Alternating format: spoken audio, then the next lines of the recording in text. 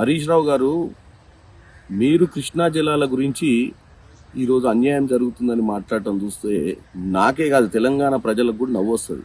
ఎందుకంటే మీరు మొట్టమొదటిసారిగా అధికారం వచ్చిన తర్వాత పాలమూరు ప్రాజెక్టుకు పునాదిరాలు లేచి దాని గురించి 10 ఏళ్లు పట్టించుకొని మీరు అపెక్స్ మీటింగ్ లో ఆ రోజు కృష్ణా జలాల మీద ఉన్నటువంటి ప్రాజెక్టులు అన్ని కూడా సెంట్రల్ గవర్నమెంట్ ఆధీనంలో ఆ రోజు గెజెట్ రిలీజ్ చేసి దాన్ని వ్యతిరేకించని మీరు అపెక్స్ మీటింగ్ ఒకసారి పెడితే అసలు అటెండ్ కూడా కానటువంటి మీరు గోదావరి జలాలను తీసుకుపోయి రాయలసీమను సస్యశ్యామలం చేస్తామని చెప్పి మీ మామగారు పోయి రోజా గారి ఇంటి దగ్గర కూర్చొని చేపల పులుసు తిని ముచ్చటి చెప్పుకొచ్చిన మీరు ఒక్క చుక్క నీరు కూడా వదిలిపెట్టానని 2005లో ఉద్యమం సమయంలో మాట్లాడిన నువ్వు అధికారంలోకి వచ్చిన తర్వాత పోతిరెడ్డి ప్రాడుకు 8 టీఎంసీల నీళ్లు పోతుంటే కూడా నిమ్మకు నీరెత్తినటువంటి ఒక్కరోజు మాట్లాడకుండా ఉన్నటువంటి నువ్వు ఈ రోజు అధికారం కోల్పోయిన తర్వాత అదే పాత ముచ్చట్లు చెప్పుకుంటా 2021లో కృష్ణా జలాల మీద డిస్కషన్ జరిగితే అపెక్స్ మీటింగ్ లో కృష్ణా జలాల మీద ఉన్న ప్రాజెక్టులు అన్నిటికి కూడా సెంట్రల్ గవర్నమెంట్ ఆధీనంలోకి మీ మామగారే ఒప్పుకోరు. మరి ఆ రోజు మాట్లాడలేదు. 299 టీఎంసీలు కృష్ణా జలాలకు 500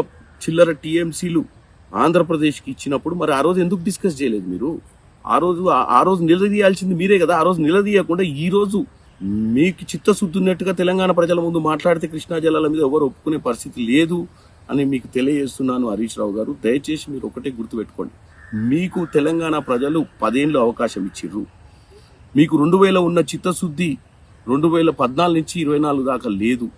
మీ ఒక్క ప్రయోజనాలు మీకు పక్క రాష్ట్రంతో చేస్తున్న వ్యాపారాల మీద ఇంట్రెస్ట్ ఉండే తప్ప మీకు అసలు తెలంగాణ ప్రజలు తెలంగాణ రైతాంగం గురించి మీకు ఆలోచన లేదు. ఈ జలాల గురించి ఇక్కడ ఉన్నటువంటి నీళ్ల గురించి మీకు ఆలోచన ఉంటే ఆ రోజే చాలా పకడ్బందీగా మనం సేఫ్ అయిపోయేటోళ్ళం. కానీ అటువంటి పరిస్థితి లేదు. ఈ రోజు కేవలం రాజకీయాలు విషపూరితమైన ప్రచారం చేయడానికే మీరు మాట్లాడుతున్నట్టుంది. కానీ ఒక ఇరిగేషన్ శాఖ మంత్రిగా మీరు చేసినటువంటి బాధ్యతలు మీరు సక్రమంగా నెరవేర్చకుండా కాళేశ్వరం గట్టి 1,00,000 కోట్లు పెడితే ఇవాళ ఒక్క ఆయకట్టు కూడా దాని కింద నీళ్లు ప్రవహించే పరిస్థితి లేదు.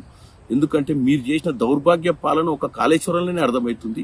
ఇక మీరు తెలంగాణ ప్రజల ముందు వచ్చి మీ బుర్ర కథలు పిట్ట కథలు చెప్తే ఇదే పరిస్థితులు ఎవరు లేరు హరీష్ రావు గారు.